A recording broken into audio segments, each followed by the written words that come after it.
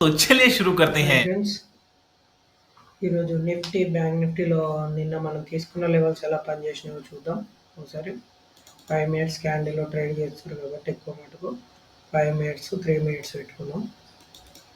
చూసిరా మనం తీసుకున్న లెవెల్స్ మనం నిన్ననే అనుకున్నాం 24,800 22 అనేది బ్రేక్ అయ్యేంత వరకు సెల్లింగ్ సైడ్ కానీ బయింగ్ సైడ్ కానీ తీసుకోవద్దు అని. అలాగే 24,885 బ్రేక్ అయితేనే బయింగ్ సైడ్ తీసుకోవాలా. ఈ మధ్యలో కన్సల్టెంట్ జోన్ ఉంటుంది, అక్కడక్కడే మార్కెట్ ప్రైస్ యాక్షన్ తిరుగుతుంది తప్ప ఎలాంటి యూజ్ ఉండదని చెప్పి ఈరోజు అదే జరిగింది. నిఫ్టీ ఎక్స్పైరీ అయినప్పటికి కూడా ఎలాంటి ఫర్దర్ బిగ్ మూమెంట్స్ చేయలేకపోయింది ఈరోజు. చూడండి అక్కడనే మార్కెట్ క్లోజ్ అయిపోయింది ఇంకా ఆ మధ్యలోనే. ఓకే, అలాగే సెన్సెక్స్లో చూసినా కూడా సేమ్ టు సేమ్ ఈ 80,959ని బ్రేక్ చేయలేకపోయింది. అలాగే 81,174ని కూడా బ్రేక్ చేయలేదు. ఆ మధ్యలోనే ఉన్నప్పుడు మనం నో ట్రేడింగ్ జోన్ అనుకున్నాం కాబట్టి ఇంకా ట్రేడింగ్ చేయడానికి అసలు అవకాశమే లేదు ఈరోజు. అంత కన్సల్టెంట్ జోన్, అక్కడక్కడే టైం డీకే వల్ల ఇంకా లాసెస్ జరుగుతాయి తప్ప బిగ్ మూమెంటమ్స్ అయితే లేవు. ఇంకా బ్యాంక్ నిఫ్టీలో కూడా చూద్దాము. ఓకే, జస్ట్ బ్యాంక్ నిఫ్టీలో మాత్రం ఒక 1:1 అలా బుక్ చేయొచ్చు. ఎందుకంటే 54,347 దగ్గరనే నియర్ బై ఓపెన్ అయింది.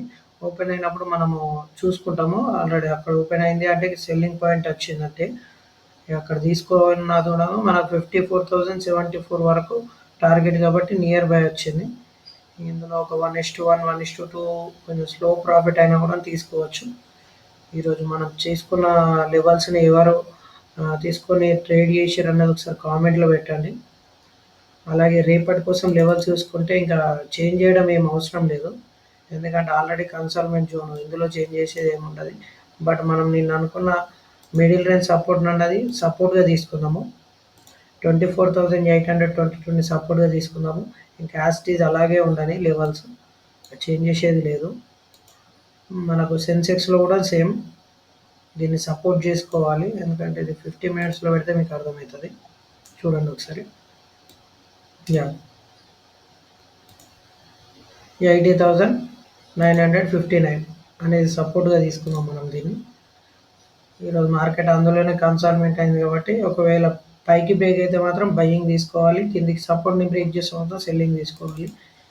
బ్యాంక్ నిఫ్టీలో చూద్దాం. బ్యాంక్ నిఫ్టీ కూడా అలాగే తీసుకుందాం. ఇది రెసిస్టెన్స్ అవుతుంది మనకు 54,347 అనేది రెసిస్టెన్స్గా తీసుకుందాం.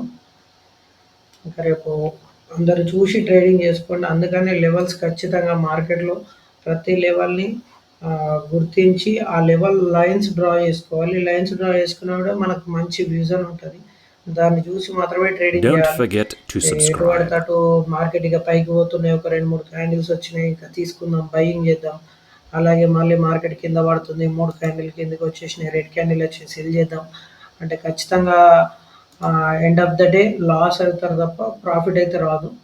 సో అందుకని స్టాక్ మార్కెట్లో కొంచెం చూసి అవగాహన తెచ్చుకొని మాత్రమే ట్రేడ్ చేయాలి. ఓకే.